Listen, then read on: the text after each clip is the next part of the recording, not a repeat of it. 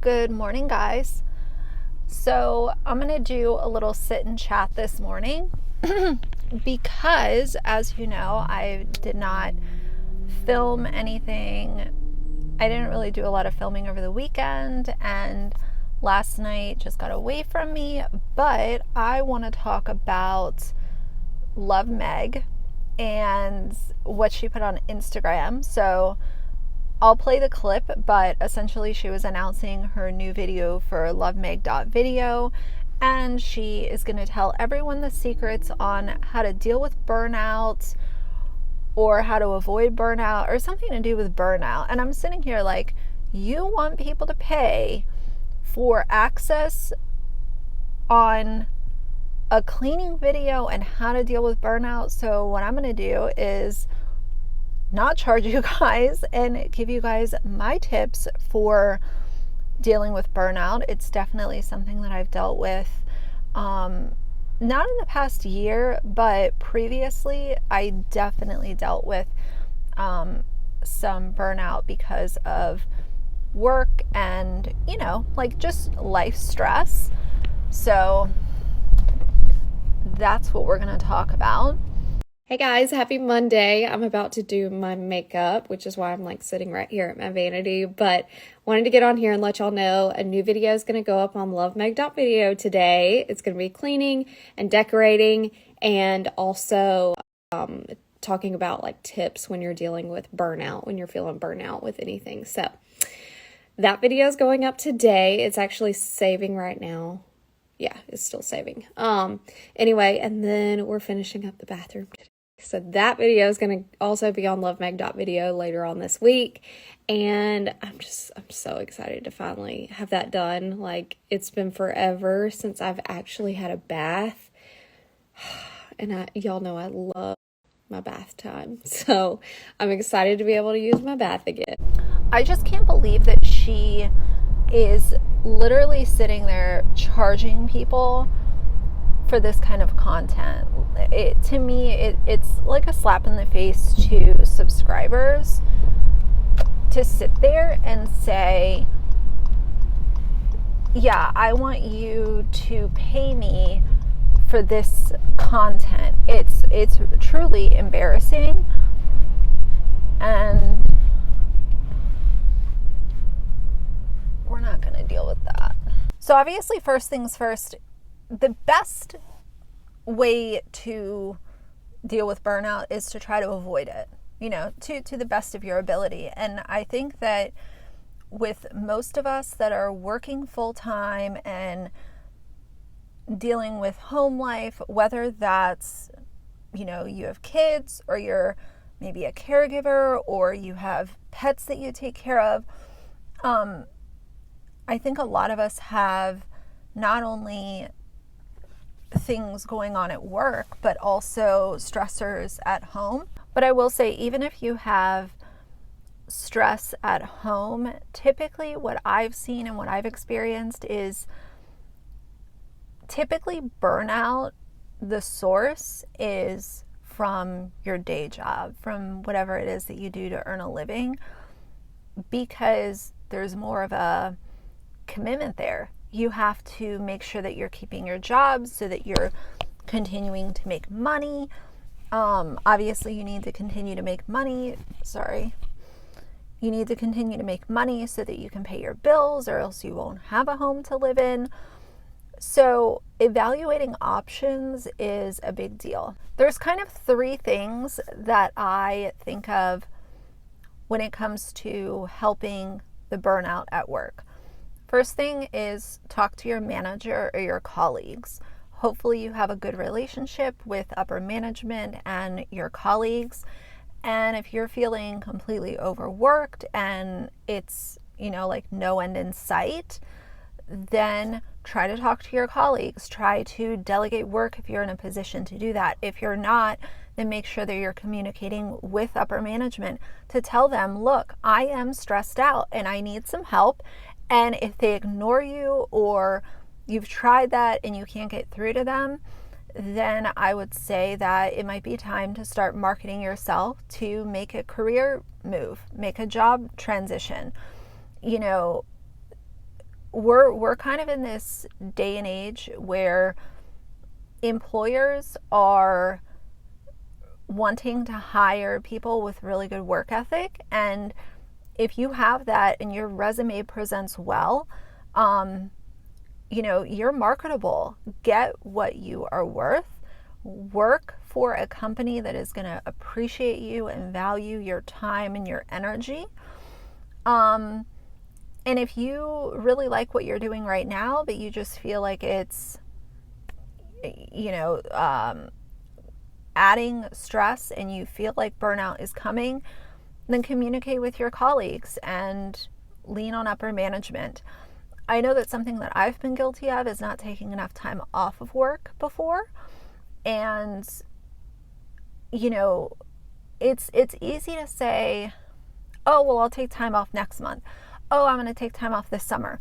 And then the summer comes and you don't take the time off and it gets put off until the fall. Oh, I'll take time off in October. And before you know it, the year is gone and you have this PTO sitting ready to be used and you haven't taken time off. I feel like oftentimes what happens too is people will take off, but they don't actually take real time off because they're still dealing with work emails, they're checking in, they're answering phone calls. If you are in a position where when you take time off, you can actually cut your phone off, hopefully you are, then when you're on vacation, do not answer work calls, do not answer work emails. Put on your out of office assistant, lean on a colleague to say, I'm taking time off next week and I'm going to have my emails sent to you, or I'm going to give so-and-so your phone number. Can you help out with this project?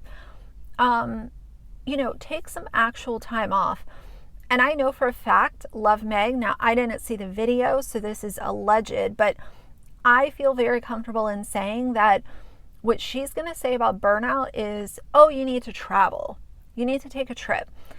I fully realize that traveling is a luxury. Not everybody can take time off and go on a trip. So I don't agree with telling people that they have to travel. Oh, you have to, go to Disney, go book a cruise, go to some tropical vacation, because that's just not in everyone's budget. But what can help even more a lot of times is just taking true time off.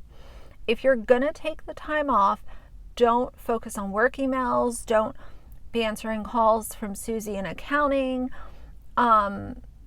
Actually take the time off and communicate that with your team or your colleagues ahead of time to say, look, I'm going to be out of pocket next week and spending time with my family. If you don't have family, that's fine too. I'm going to be spending time with my dog, or I'm going to be spending time on my damn self and focusing on myself and trying to either remedy the burnout that I'm feeling or hopefully stop it from even happening. Next thing is obviously getting rest. I know that getting sleep is easier said than done, but I'm not really going to focus on this too much, but making sure that you're getting an adequate amount of sleep every night is a big deal. And I know that for a lot of us, maybe one night you get 5 hours of sleep, and then the next night you get 4, and then the next night you get 6. It can be really difficult, but I would say if you're in the habit like I am of scrolling on TikTok before you go to bed, cut your phone off so that distraction is out of the way and you can, get an extra 45 minutes of sleep just by cutting off your phone and actually disconnecting and allowing your mind to rest and go to bed.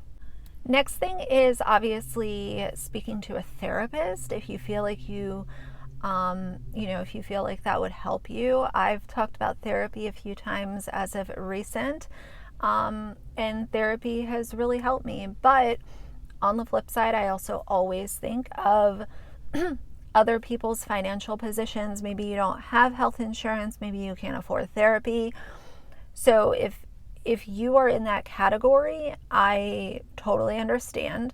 So I totally understand not having some employers, the health insurance is real wonky and they don't cover therapy. look into like free guided meditation apps, look into, free meditation videos on YouTube. I'll try to find a couple and link them down below. But obviously, if you're in a position where you can get therapy and you think that will help you, at least try it out. Try talking to a therapist, and if it's not your thing, then at least you can say you tried. And maybe you tried therapy, you didn't like it, but meditating works for you, or doing a self-care day works for you. I'm just saying that therapy should, I think, at least be in the mix, because I know it's been helpful for me and a lot of other people as well. Something else is, in your free time, trying to find something that is relaxing and also fulfilling for you. And I feel like a lot of times influencers will say, oh yeah, this relaxing thing will help, but it ends up costing money. So trading burnout for financial stress is never the answer. And things that are relaxing don't need to equate to things that cost a lot of money, like going on a Disney cruise, going to a tropical island. There can be things around your house that cost a little to no money that are fulfilling for you. Maybe it's gardening. Maybe it's, finding an online community that you connect with. There's so many different things to, that you can do to spend your time that are relaxing. Maybe it's doing a 10-step skincare routine. Like there are numerous different things that you can do that don't cost money. Spend time with your animals if you have pets. Going on a walk, like going outside, things like that. They don't necessarily have to cost money, and that's something that I see so often is, here's a hobby, but it costs a lot of money. Like those two, not everybody has money to just pick up a brand new hobby. Some people need to find things that are fulfilling around the home to do, but cost either little to no money. But once you start incorporating it, it can really help with this whole issue of burnout, because you feel like your energy is being placed in something that is giving something back to you, if that makes sense. And the last thing I want to talk about is setting boundaries. Setting boundaries is a big deal, not only at work, but also at home. If you feel like you're in a position where you're unable to set boundaries, or you've tried to set them and people just trample all over them, you're, constantly being taken advantage of, then again, that might be a sign for you to start to market yourself and get your resume in shape and start sending it out to other employers if the boundaries are being pushed at work.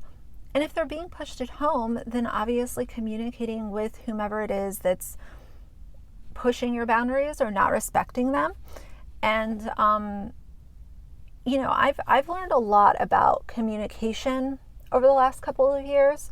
Communicating your boundaries, how you feel, what you like, what you don't like, is such an important part of making sure that you're not reaching that burnout phase, and making sure that, you're in a healthy state of mind as often as possible by saying, I don't like this and I don't feel comfortable, or, I'm completely stressed out and this is how I need help. When there are boundaries put into place and those boundaries are communicated and respected by either people in your professional life or people at your home, in your home life, it can cause a great amount of,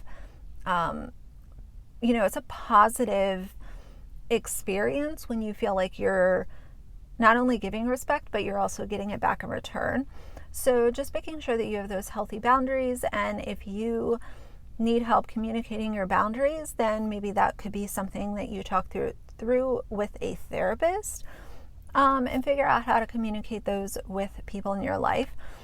But either way, I know this was a quick little video. I wanted to get it out because as soon as I saw Meg do that, I was like, girl, are you really, now you're charging people to watch you clean your house and you talk about burnout, like, and it's behind a paywall. This is shit that could go on YouTube, but again, we've talked about that. It's just Meg being greedy again. So either way, that's going to be it for now. If you like the video, please leave a like and a comment. And if you'd like to see more from me in the future, please subscribe. I'll see you guys soon. Bye.